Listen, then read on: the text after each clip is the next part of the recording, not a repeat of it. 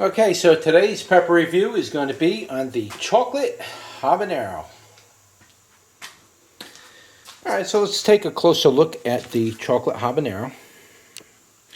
And unfortunately, I can't do this review with the plant, and I give you the plant review, and then I usually give you the taste test with it. On this one, we're going to have to do it a little different because the plant pretty much lost all its leaves. There was nothing left but the habaneros, and so we're going to do with some of these reviews are going to have to be done this way than the normal conventional way that I do my habanero or my pepper reviews. But we will do a taste test for you, and we'll try to give you an idea what the taste is like. Unfortunately, for me to take the camera off and remount it and everything, so I won't be on camera actually doing the review on this particular pepper. So these have been off for about a week, and they are starting to get sun scald from ripening in the sun. And I really want these peppers to really get nice and ripe so I can save the seeds, and they're pretty much at that point now. But as you can see, they are a beautiful chocolate brown color. I mean, it doesn't get any more chocolate than this, guys. Okay, that is the chocolate. Now, what I can tell you, what I do know about the plant off memory, is that generally it's a green stem plant. It's a waxy stem as well. It's smooth, maybe a little bit raspy. The plant that this came off of is roughly a 2, possibly 3-year-old plant by now. I don't even remember at this point because I'm growing so many pepper plants. I'm not sure if at this point this was started 3 years ago or 2 years ago. I'm pretty sure this is the second summer for this plant. And it's pretty good production. It produces a lot of peppers, even under high stress. Last year, I didn't even water this plant for 4 months, 5 months, something like that. And the plant lived through the entire winter, almost completely bone dry. I mean, I may have dropped a couple of drops of water here and there, but not enough where it leaks out and goes onto my floor and damages my floor. I just put enough in the root system just to give it a little wet its taste buds or something to that effect. Very little, and it was only done once or twice throughout that 5 months. So pretty much I haven't watered the plant. It survived pretty much all of that time, and yet it still comes out and gives me these beautiful chocolate habanero peppers. Now, from what I remember on these that I ate from last year, I didn't do a review, I don't believe, last year on this, but from what I remember on it, it's a very hot pepper. It's a habanero. It's in the mid-range of the habaneros. Habaneros generally range between 100,000 and 350,000 with their heat. They can be anywhere in that range. This is like mid-range. I wouldn't say it's the high end, but it's definitely mid-range on that Scoville scale. All right, so let's cut one open for you and see what it looks like. Just to give you an idea with the placenta. All right, so there's not much of a placenta on this one. But you can't see the oil in there. You see that oil? That's oily, guys. Oh, man. That even smells hot. It's tickling my nose right now. I just smelled it. Look at all the oil in this thing. Look at this. For a habanero pepper, that's a lot of oil. Let's cut another one of these open. I got to cut all these open anyway because I got to get the seeds out, and I'm going to dry these habaneros for powder this year. Oh, here's a nice placenta for you. If that's what you want to see is those placentas, look at that beautiful placenta. Isn't that beautiful? My fingers are burning right now a little bit from this. This is heating me up.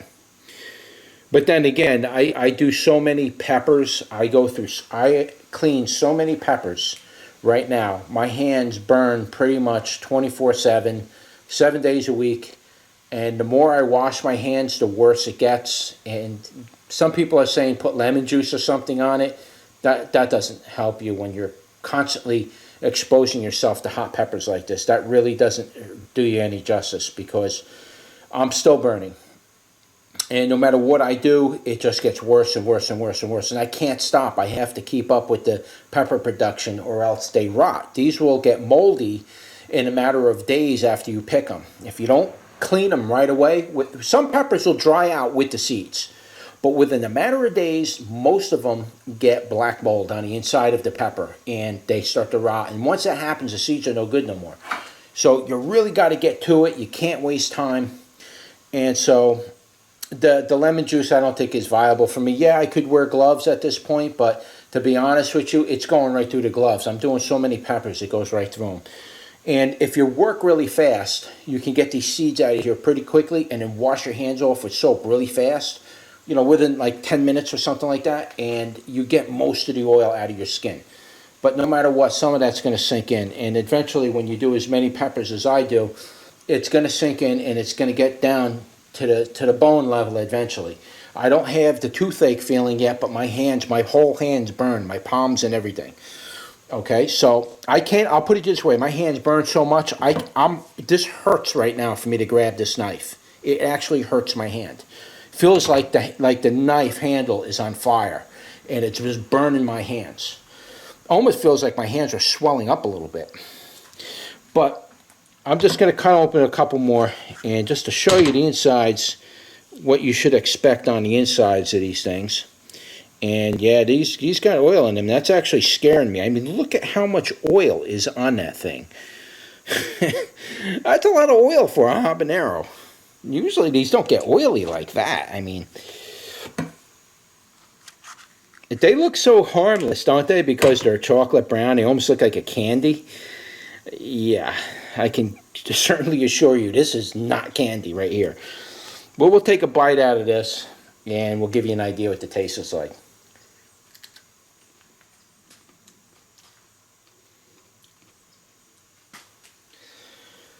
Wow.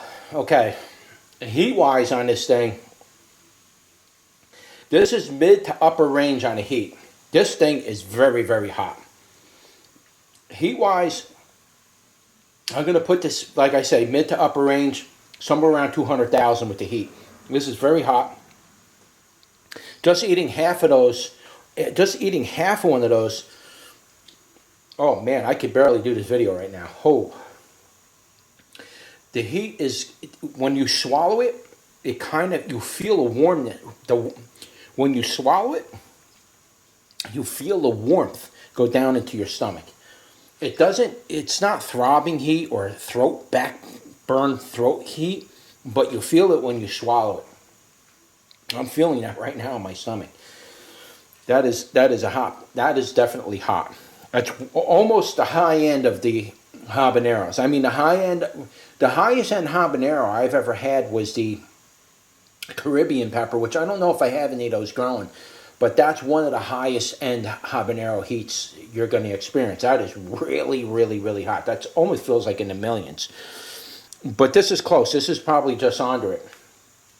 This pepper is really hot, and as far as the burn on the tongue, immediately struck the end of the tongue, a little bit on the top of the tongue, a little bit in the back of the throat by the tonsils, and oddly enough, a little bit under the tongue.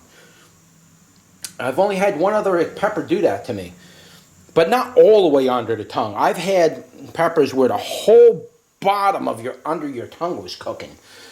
Not like that. This is just a little bit under the tip and maybe around the edges going towards the bottom. That's where I feel it, because I was kind of macerating it around in my mouth. So it's very hot like that. My tongue is singed. Now, as far as the flavor goes, that has a very, very rich, very strong fruity flavor, habanero fruity flavor to it. But it didn't taste spicy fruity. Like, in other words, when I ate it, it wasn't like a fatale, for example, the fatale effect I tell you. Fatale's got a very strong flavor and oil to it where it just stays in your palate for a long time, and it just keeps coming back on you, keep belching it up. This had a strong fruity flavor, but it didn't have that strong oil part effect where it wants to make you kind of just keep tasting it for hours after you eat it. It's kind of come and gone. It's still in my palate a little bit though, but it doesn't, it feels like it's going to dissipate very soon, and I'm not even going to taste it very soon. So it does have a strong fruity flavor to it. It does taste like habanero. There is a slight kind of an undertone to this. It's unique to itself.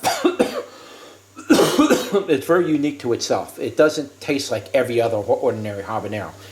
Like I'm getting ready to clean these and do a taste test on one of these habaneros.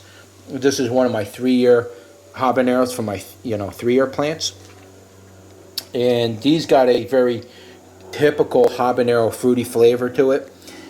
But this particular habanero has that fruity flavor, but there's kind of some kind of an undertone. I guess some people call that smoky undertone, but it doesn't taste smoky like something coming smoked out of your barbecue. It's not that. It's like a spicy type of an aftertaste. And I'm not talking about heat spicy. I'm talking about like, has like a spicy taste to it. Like, I don't know any other way to explain it. But it's very nice. I actually like this a lot. I'm gonna cut these in half, and I'm gonna get all the seeds out of them. And we're gonna dry these out, and we're gonna make a powder out of that. Now, I am drying a lot of my other peppers, like you could see here. They're just gonna get sun dried, and then eventually put in my oven and slow dried that way. And I'm going to make a general powder, just mixing them up and making general powder out of it. I might do the same with this one. I might just actually add that to that mix. And the reason why I'm doing that is because you really need a lot of peppers to make a jar's worth of powder. You need a lot. You probably need 10 times of what you see here to get like a small jar like that. Because I'm also taking out the seeds. If I was to dry it with the seeds and grind it all up that way, yeah, then you could probably, you know, for 5 times that, you could probably get a jar of seeds. I mean, a jar of powder. But when you're doing like I'm doing, I'm taking the seeds out and just drying the skins, you need a lot. And I really don't have enough to, it's not worth me just going through all the trouble just to dry that one thing by itself. I need to be able to do it in a cluster like this and then make one big, huge general powder out of it. But that's what I'm going to do with these peppers. But it's a very nice pepper. I'm not rating peppers this year. I'm not like giving it number 1 or number 2. It's getting too complicated for me. But I just wanted to give you an idea what it tastes like, some of the heat experience. My Scoville ratings aren't exactly true. I mean, they're close, but you kind of have to expect something as far as heat goes when I say there's heat on it. And if I tell you this is a mid-range habanero heat, again, I'm telling you 200,000, maybe 250. It's not exactly 350. 350 is like a Caribbean red. That's one of the hottest habaneros I've ever eaten when it comes to habaneros. But this is close. This has got that stinging type of heat where it just hit me right away. That oil came right out of it and kind of stung me right away. So, but the flavor of it, as far as the flavor goes, I would say that the flavor was pretty good wise. It's different than the others. It has a very strong flavor though. It was very strong, but it didn't last forever. It's just a little bit of an aftertaste, hung around for about 5 minutes now, and that's pretty much gone. I don't even taste it anymore. My mouth is pretty much neutralized. The heat came down. Very nice pepper. Definitely want to make some salsa with this and maybe throw some of these on a grill and see what they taste like on the grill. But yeah, I recommend that pepper. I'll leave some links in the description for some seeds on Amazon if you're interested. And that's it. That's your pepper review for the chocolate habanero. And if you like this video, don't forget to like, share, and subscribe. And I'll see you on the next one. Take care.